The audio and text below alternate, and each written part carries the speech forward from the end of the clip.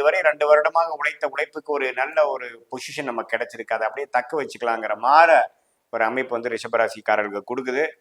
சில வரவேண்டிய பணங்கள் வர்றது, இதுவரை நீங்க வந்து சில போராட்டங்கள்ல இருந்ததுக்கெல்லாம் கொஞ்சம் டக்குன்னு ஒரு விஷயங்கள் முடிஞ்சு கொஞ்சம் கை மேல பலன் கிடைக்கிறது. நீங்க என்ன தொட்டாலும் ஓரளவுக்கு தொடங்கக்கூடிய அமைப்பு இருக்கு. இதுவரை இழுவறியா இருந்தது டக்குன்னு முடிந்தது. ஒரு நல்ல சேஞ்சு குடிச்சது. ஒரு நல்ல ஒரு ஒரு மாதிரி சின்ன கம்பெனியில கஷ்டப்பட்டுட்டு இருந்தவங்க ஒரு எம்என்சி கம்பெனி மாறுறது. உடல் உபாதைகள் மட்டும் கொஞ்சம் கேர்ஃபுல்லா இருக்கணும். மற்றபடி அவங்களுக்கும் பார்த்தீங்கன்னா சில சொத்து பிரச்சனை பிரச்சனை இல்லாம வர்றது.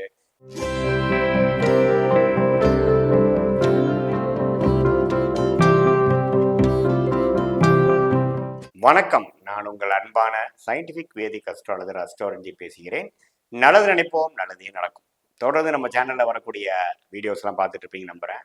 அறிவியல் சார்ந்த ஜோதிட கருத்துக்கள் எந்த விதத்திலும் மூட நம்பிக்கையில போகாமல், பரிகாரங்கள் அது மாதிரி விஷயத்துக்குலாம் போகாமல், உள்ளது உள்ளவாறு நம்ம கர்மா எப்படி இந்த பிறப்புல எப்படி நம்ம வாழ்க்கையில சம்பவங்களாக, சாதகமான சம்பவங்களாக, சாதகமற்ற சம்பவங்களாக ஒளித்தத்துவ அடிப்படையில அறிவியல் சார்ந்த ஜோதிட கருத்துக்களை நம்ம பார்த்து கொண்டிருக்கிறோம். அந்த அடிப்படையில பார்த்தீங்கன்னா ரிஷப ராசிக்காரர்களுக்கு 2025 ஏப்ரல் மாதம் எத்தகைய ஒரு மாதமாக இருக்க போகிறது, எந்த மாதிரி ஒரு பலாபலன்கள் இருக்க போகுதுங்கிறத நம்ம பார்க்க போறோம். அதுக்கு முன்னாடி இந்த சேனலுக்கு நீங்கள் ஃபர்ஸ்ட் டைம் வரவங்களா இருந்தால் மறக்காம சப்ஸ்கிரைப் பண்ணுங்க. ஸோ தட் தொடர்ந்து உங்களுக்கு வந்து நம்மளோட வீடியோஸ் வந்து உங்களை அடையும்.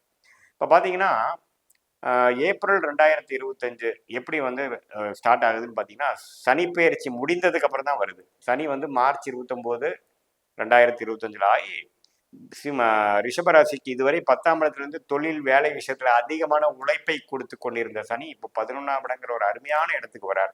அடுத்த 2.5 இயர்ஸ் பார்த்தீங்கன்னா ஓரளவுக்கு நல்ல ஒரு அமைப்பு.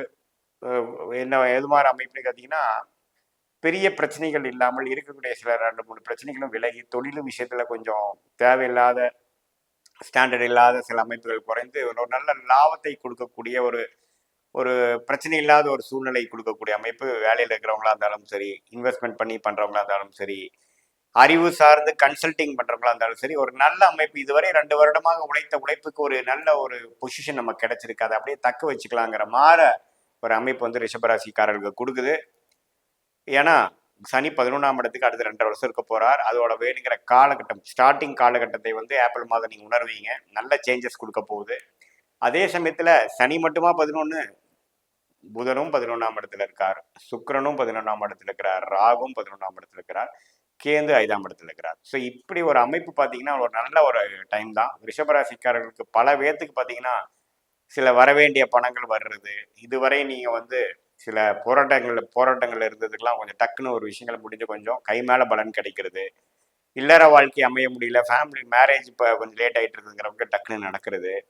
அதே மாதிரி குழந்தை பேரு பெற முடியாதவங்களுக்கு குழந்தை பேரு கிடைக்கிறது. அது மாதிரி சில நல்ல திருப்தியான ஒரு பூர்த்தி செய்யக்கூடிய ஒரு நல்ல அமைப்பு நிறைந்த மாதமாக இந்த ரிஷபராசிக்காரர்களுக்கு 12 ராசிகளிலேயே ரிஷபராசிக்காரர்களுக்கு இந்த ஏப்ரல் மாதம் முதல் தரமான ஒரு அமைப்பு இருக்கு. நீங்க எல்லாரும் அதை உபயோகிச்சுக்கணும். நீங்க என்ன தொட்டாலும் ஓரளவுக்கு தொடங்கக்கூடிய அமைப்பு இருக்கு.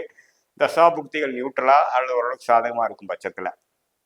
ஸோ குருவும் ராசிக்குள்ள இருக்கிறார், சனி 11ஆம் இடத்துல இருக்கிறார், ராகு 11, கேது 5ஆம் இடம். அதே மாதிரி மாத கிரகமாகிய புதன், சுக்கிரன் எல்லாமே 11ஆம் இடத்துல இருந்து, செவ்வாய்ங்கிற கிரகம் மட்டும் ஏப்ரல் 3ஆம் தேதி நீச்சமா போகக்கூடிய 3ஆம் இடம் இருக்கும் பொழுது, இந்த மாதிரி மனைவியா இருந்தா கணவர், கணவரா இருந்தா மனைவி, பங்குதாரர்கள், அது மாதிரி விஷயத்துல மட்டும் கொஞ்சம் கவனமாக இருக்கக்கூடிய அமைப்பு இருக்கு.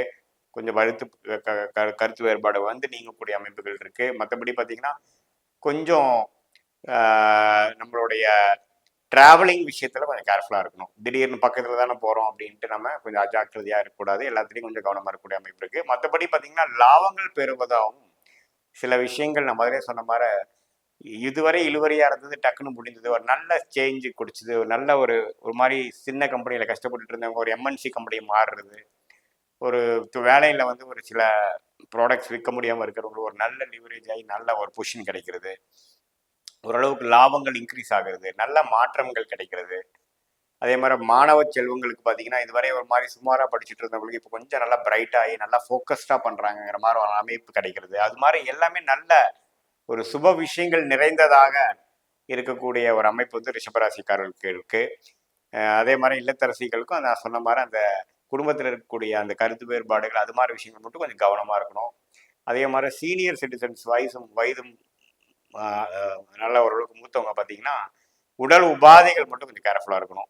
மற்றபடி அவங்களுக்கும் பார்த்தீங்கன்னா சில சொத்து பிரச்சனை இல்லாமல் வர்றது, சொத்து பிரித்து கொடுக்கக்கூடிய அமைப்பில் இதுவரை சிக்கல் இருக்கிறதும் கொஞ்சம் ஓரளவுக்கு சரி பண்ணிக்கிறது, எல்லாமே ஓரளவுக்கு சாதகமான ஒரு நல்ல அமைப்புகள் இருக்கக்கூடிய அமைப்பு கண்டிப்பாக இப்போது ரிஷபராசிக்காரர்களுக்கு நல்லாவே கைகூடி வரக்கூடிய அமைப்புகள் உண்டு.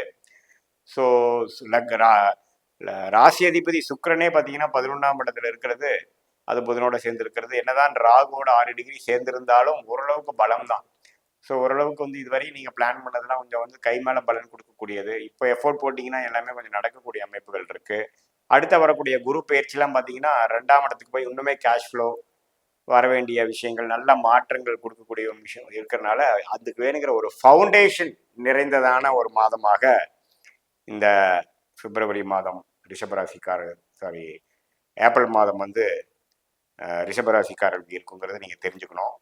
ஸோ ராசி அதிபதி இருக்கிற நிலைமையும், குரு இருக்கக்கூடிய நிலைமையும், சனி இருக்கக்கூடிய நிலைமைனால எல்லாமே ஓரளவுக்கு பொருந்தி வருவதனால இந்த ஏப்ரல் மாதம் கட்டாயம் ரிஷபராசிக்காரர்களுக்கு you have to make it count அப்படின்ட்டு சொல்லப்படுகிற ஓரளவுக்கு உபயோகப்பட வேண்டிய ஒரு மாதமாகவும், சில விஷயங்கள் இதுவரை கைக்கு வந்தது வாய்க்கு வரவில்லைங்கிற விஷயம்லாம் ஓரளவுக்கு சாதகமாக முடிகிறதாகவும், அதாவது இல்லத்தரசியாக இருந்தாலும் சரி, மாணவர்களாக இருந்தாலும் சரி, நடுத்தர வயதினராக இருந்தாலும் சரி, கல்யாண விஷயத்தை எதிர்பார்க்குறவங்களா இருந்தாலும் சரி, அந்த காதல் விஷயத்தில் ஒரு கைகூடாமல் இருக்கிறவங்களா இருந்தாலும் சரி, சீனியர் சிட்டிசன்ஸாக இருந்தாலும் சரி, மிகப்பெரிய தொழிலதிபர்களாக இருந்தாலும் ஒரு நல்ல டிரான்சாக்ஷன், நல்ல ஒரு சேஞ்சஸ் கிடைக்கக்கூடிய ஒரு அருமையான காலகட்டத்துக்கு வேணுங்கிற ஒரு ஸ்டார்டிங் ஃபவுண்டேஷன் கொடுக்கக்கூடிய ஒரு மாதமாக ஏப்ரல் 2025 ரிஷபராசிக்காரர்கள் இருக்க போகிறதுங்க நீங்கள் தெரிஞ்சுக்கணும்.